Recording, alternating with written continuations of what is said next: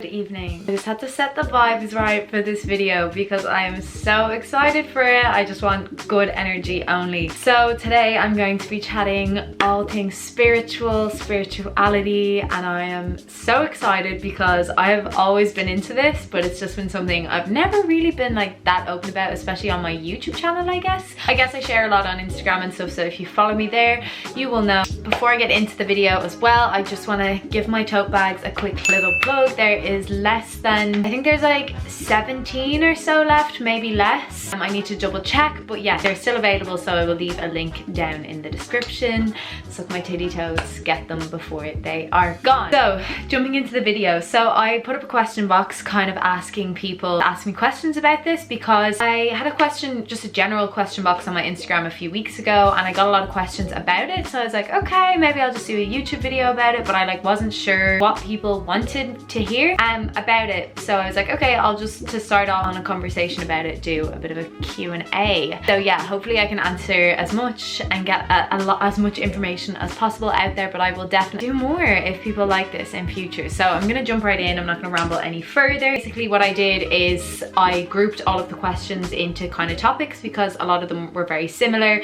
So yeah, the first one I'm gonna start with, which I think is a great way to open the video, is someone asked me, how long ago did I get into all of this kind of stuff and how has it changed my life? So I first I feel like I've always been quite a spiritual being. I've definitely always been like super sensitive and able to like pick up on emotions and things going on around me. But it wasn't until I feel the second time I recovered from my eating disorder, so I relapsed, love that for me. It wasn't until the second time I recovered, which was when I was like 21, that I really got into it. And that was kind of, it started before I went traveling, and then when I came home I was like, I found myself in Asia.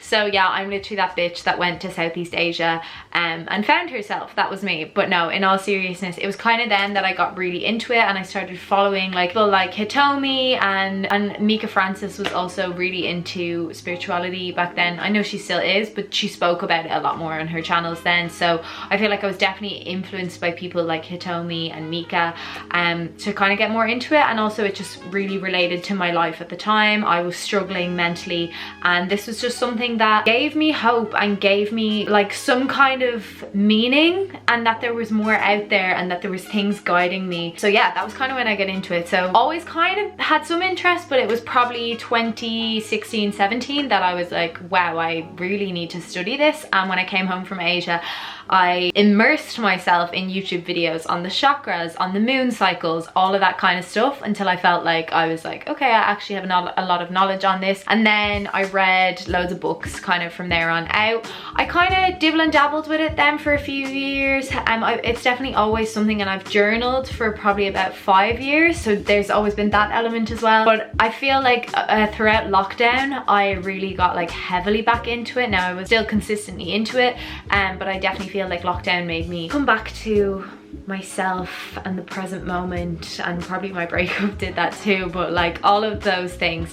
How has it changed my life? Oh, let me put my phone on silent. How has it changed my life? It has changed my life in so many ways, especially this time that I feel I've really immersed myself into it. I feel like, you know, the last few times that I've really found spirituality, I've kind of dibbled and dabbled in it, but this time I actually genuinely feel like I'm on such a spiritual journey. And actually someone in my question box said that she feels she is on the same journey and that we are soul sisters, and I fucking fully believe in soul sisters. The universe puts everyone in your life for a reason, so I see you, soul sisters. It's changed my life because I feel like, especially this time around, I just have so much awareness of myself and my emotions and my reactions to things, which then allows me to have a lot of understanding for other people's emotions and reactions to things, and allows me to kind of understand that, like, why people do things that they do, so that then it doesn't feel like, especially if someone has hurt me, then I can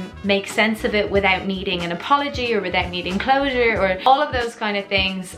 It's just helped me find inner peace, which I think when you find inner peace, it's very difficult for things to phase you. Don't get me wrong, they definitely do, but you have more understanding of everything, I feel. So that is that one. I feel like that was a very long-winded one, very long-winded answer, but I feel like that's a very important part of this video. So yeah, I'm gonna move on to the next thing. So the two biggest categories that I got a lot of questions about were crystals and manifesting.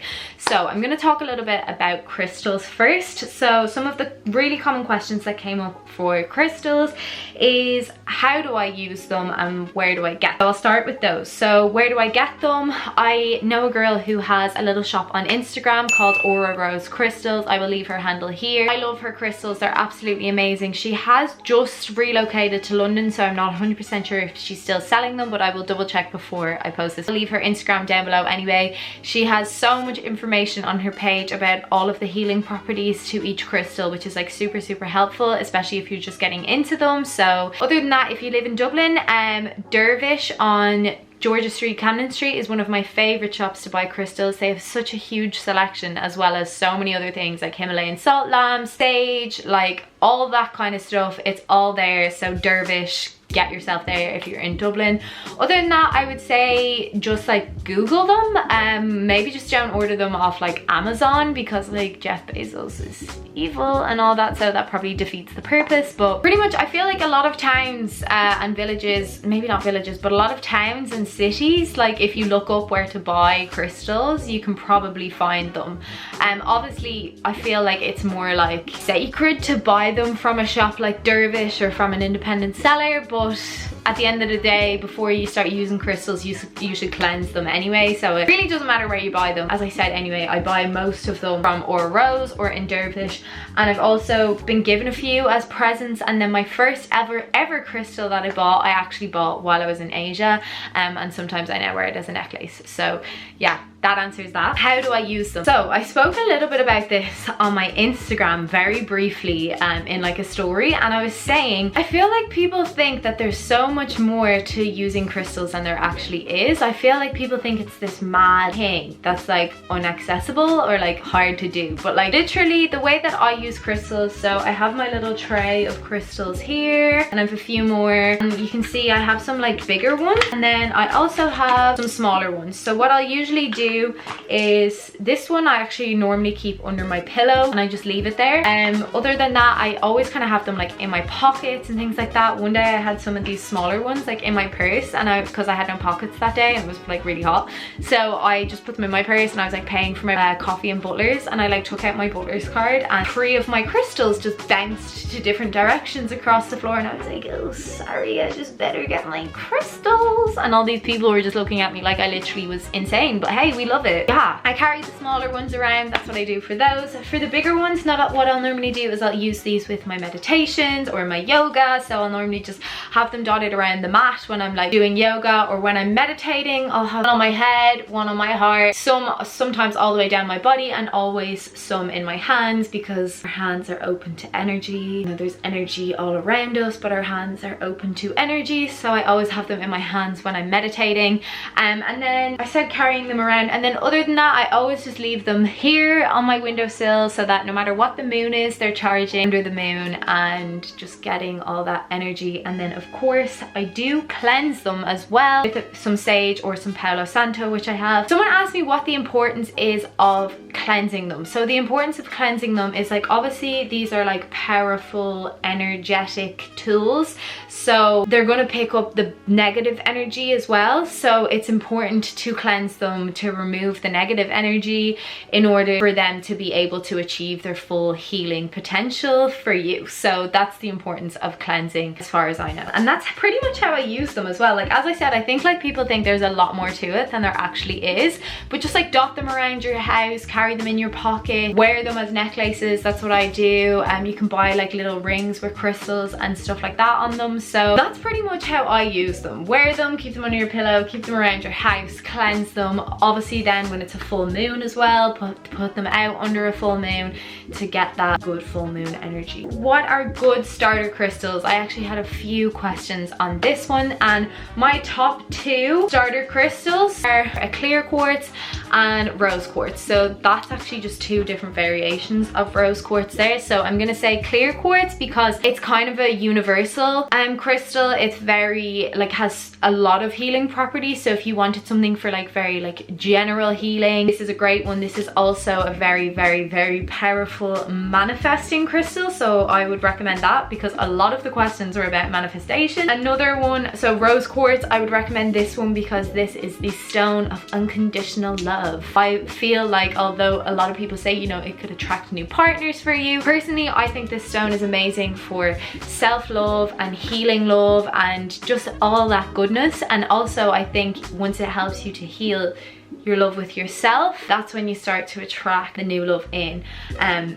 not even romantically, but even just, you know, having love for other people and just being surrounded by love and having just love in your life. So rose quartz and clear quartz are my top recommendations for starter crystals. But in saying that, because a lot of people asked how do you know which ones to buy, go with what you feels right. So while I think they're great starter crystals, don't just be like, okay, I'm gonna buy a rose quartz and a clear quartz, because I think it's also about following your gut and what crystal feels right for you. So whenever I'm using a crystal, normally I'll do it aesthetically and like what I feel I'm drawn to, and then normally I'll look up the healing properties of that crystal, and a lot of the time it just kind of corresponds and I'm like, whoa. Like amethyst was one of my first crystals I ever bought, and I don't know, I was just like drawn to it. It was on a necklace in Thailand, and now I'm always drawn to amethyst, which is just so weird. So I'm like, I feel like we have a connection. But also figure out what healing you feel like you need to do, and then maybe look up some crystals that you like that aid,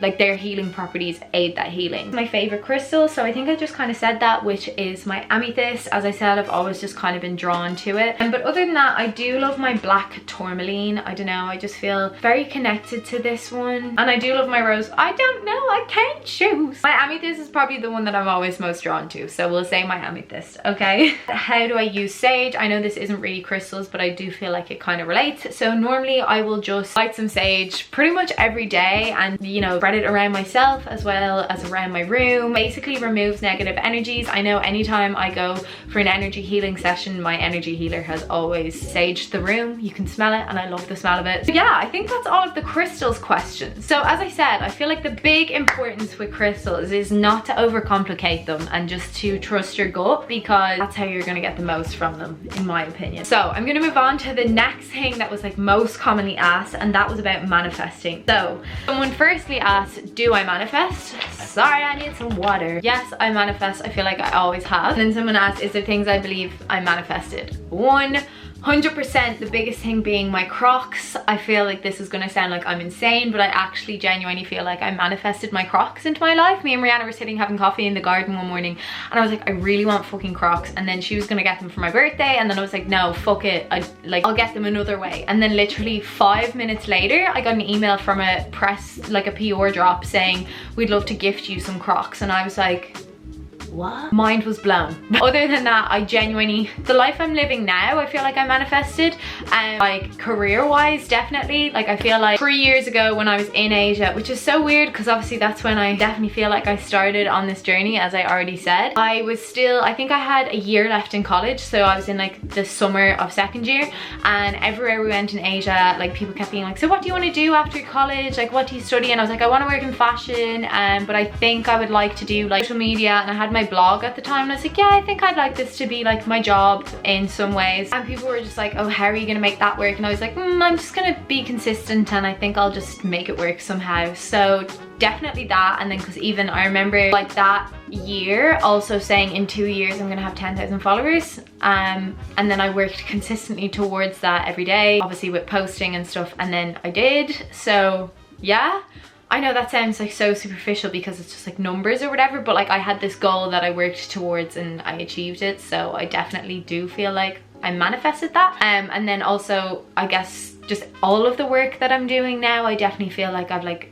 created this through manifestation for myself, because fucking gone for shit, even though it hasn't felt right. Like literally, I constantly feel like imposter syndrome, especially lately, because things are just going so right for me that I'm like, what? So yeah, definitely feel like I manifested something, a lot of things. Even like my t-shirts, so weird. I did an interview in a magazine. The interview was last November. I had no plans to do any kind of brand or anything, but the girl who was doing the interview was like, oh, I'd love to focus on like a dream of yours for the interview. And I was like, okay, cool, like I'd love to have a brand one day. And then she focused the whole interview on that, which I didn't know.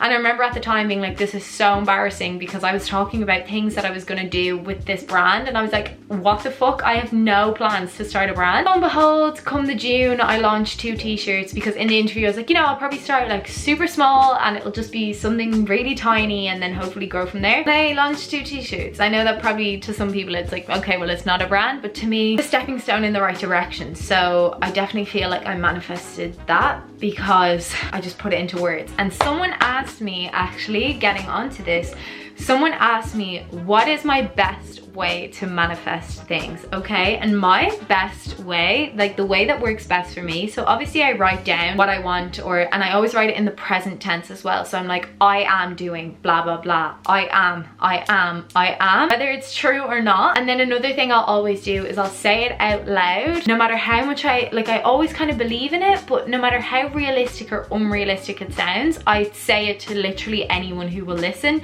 until there's at least like 10 people who know what I want to do. And then usually it just kind of happens, because I'm like, okay, I've fucking told all these people this is what's happening, so like now it has to happen. So I think my best way of manifesting myself anyway is just by like speaking things into existence. And like with that magazine, just like writing it down. I was like, this shit's in paper, can't embarrass myself. So yeah, for me, writing things down and saying it out loud to other people. How to manifest, so as I said, that's kind of my best way. But another way which I find super helpful, which I just kind of touched on, at every full moon, at every new moon, I always write down a list of goals.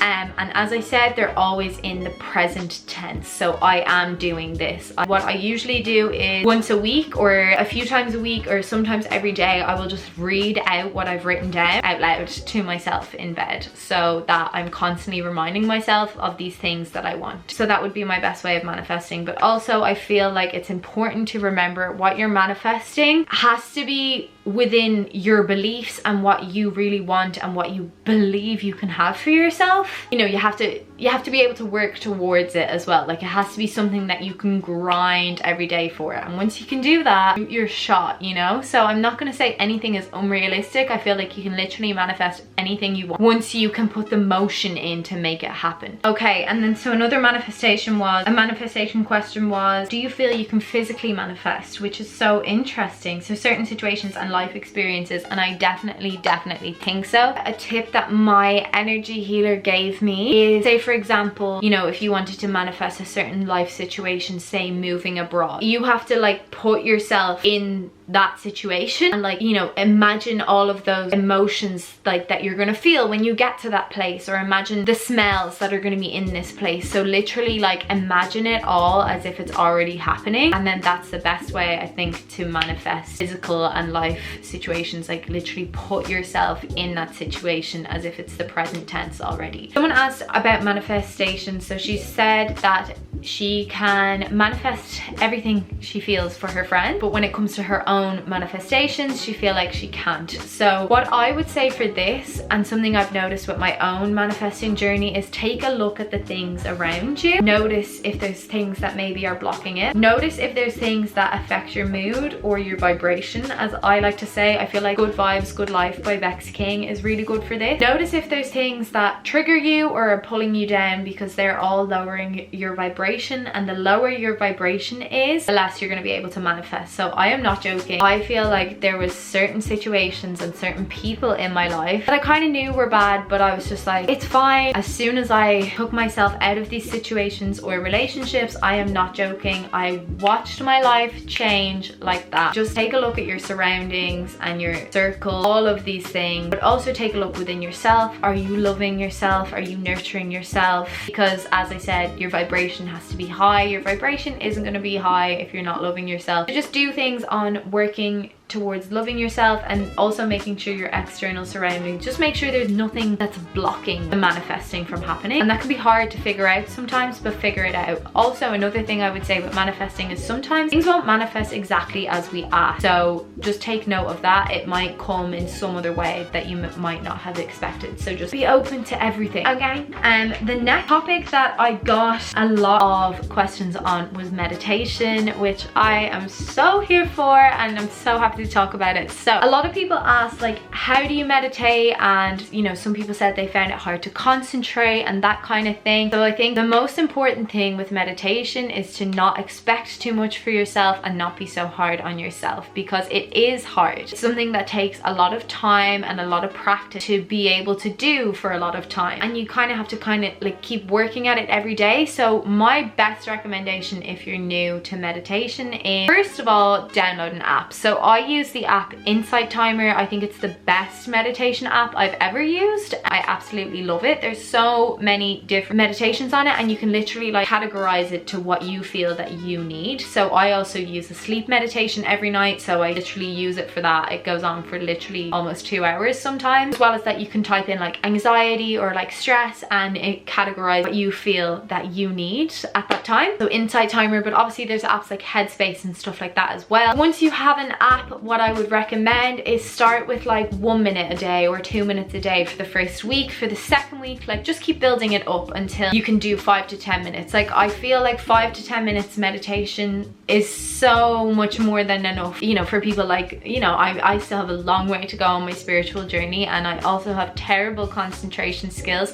I can now meditate for about 15 to 20 minutes. It also depends. I usually meditate in the morning, so it'll depend on how much time I have. So it's about setting that time out for yourself, giving yourself, whether it's 5 minutes, 10 minutes, 2 minutes, it's about having that time for yourself. And I just think the most important thing, as I said with it, is not to be too hard on yourself. If you do get distracted, it's fine. It's about being like, okay, I still took 3 minutes of my day, and whether your mind wanders or not, it's like, well done, I did that. It's a day, that's fine, just get back on the bandwagon. Someone actually asked as well, what is my favorite meditations? So my sleep meditations, I love them. The person I love is Sad de Simone. I will leave his handle here. He is on TikTok, he is on Instagram, and he makes the best spiritual content. Like, it is amazing. Muji is another amazing person, but Sad de Simone, he is also on Insight Timer, and I love his meditations. I could listen to him all day, so absolutely 10 out of 10 would recommend. So another thing that came up a lot was journaling. Some of the common things with it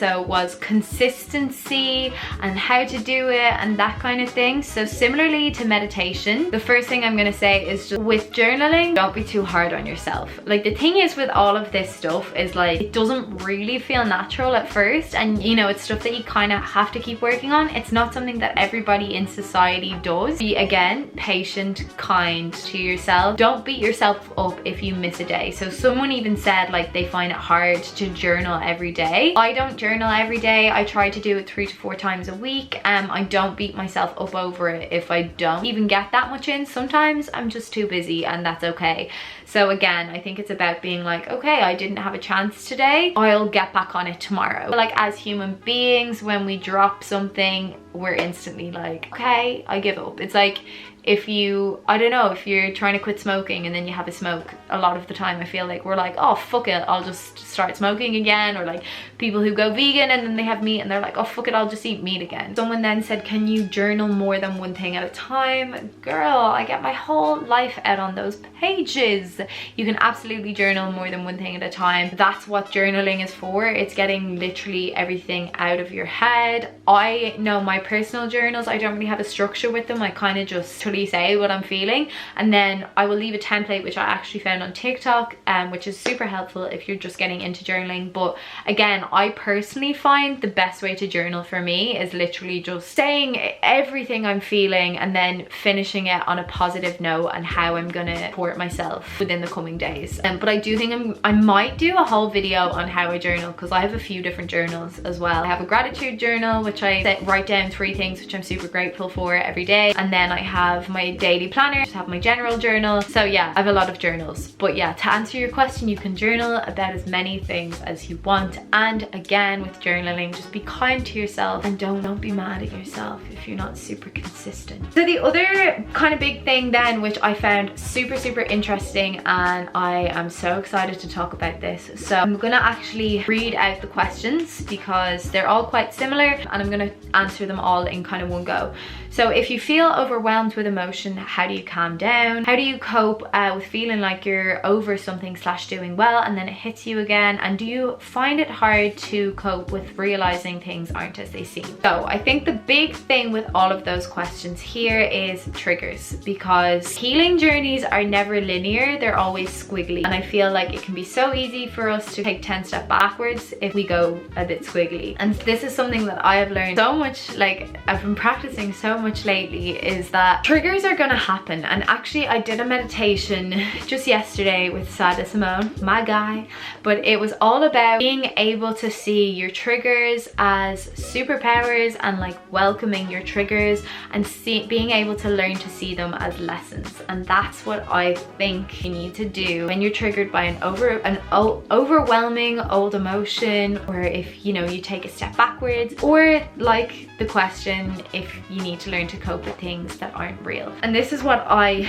do with that lately. So something I've learned is, so triggers can be internal or external. So external meaning things that happen around us, things people say, things that happen in the world around us, all that kind of things. Internal, a quick memory, you're reminded of something. The main point with triggers is to notice what emotions they bring up. I feel like when we're triggered, a lot of the time we don't want to accept it, we want to push it away and pretend it's not happening because of how well we're doing. All that is going to do is force it to manifest into something else. So what we need to do, we need to sit with the trigger and ask ourselves, what is this bringing up for me? Like, what emotion is coming up here? Why do I think I'm feeling this way? Is there something I can do to support myself in this moment? And what I usually do when I'm triggered, again, I just take it back to the present moment and remind myself, I am safe, I am loved, I am protected. All that lies before me as well, okay? And someone actually asked, what are my favorite mantras? They are my favorite mantras, and I always say them to myself, like constantly.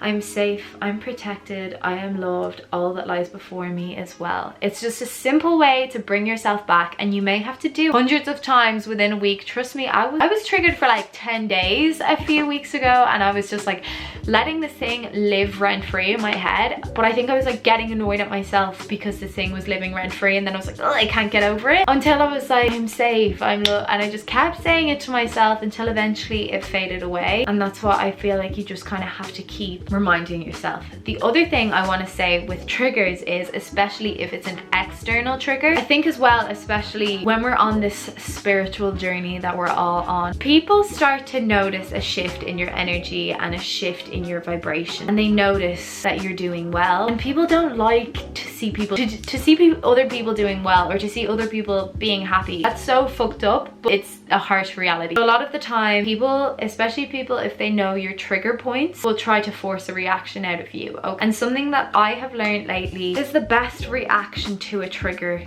is no reaction. Find the peace within yourself and react to you and you only. Because something I've learned, especially as well with external triggers, is we can only control ourselves. We don't control anyone else. We never will be able to control anyone else. So just always go within and find the peace within. I think that's pretty much that. So with the dealing with triggers, again, just always bring it back to yourself. So another question then, which I found pretty interesting, is, do I have any full moon rituals? Yes, I do, pretty much. Is on a new moon, I'll always write my goals for the new moon, and then on a full moon I will write down any things I want to let go of, etc., and then I'll just burn them. And I'll do a meditation, usually with my crystals, under the moon. If it's raining or whatever, I usually just sit at my window, and then I also write down a list of goals for the full moon. So that's pretty much my full moon ritual and cosmic ordering. And I saw somewhere as well, like, say, you know, you have to kind of keep doing them consistently for things to kind of play out, and I've been doing them consistently for about 4 moons now, and I've definitely noticed a difference. So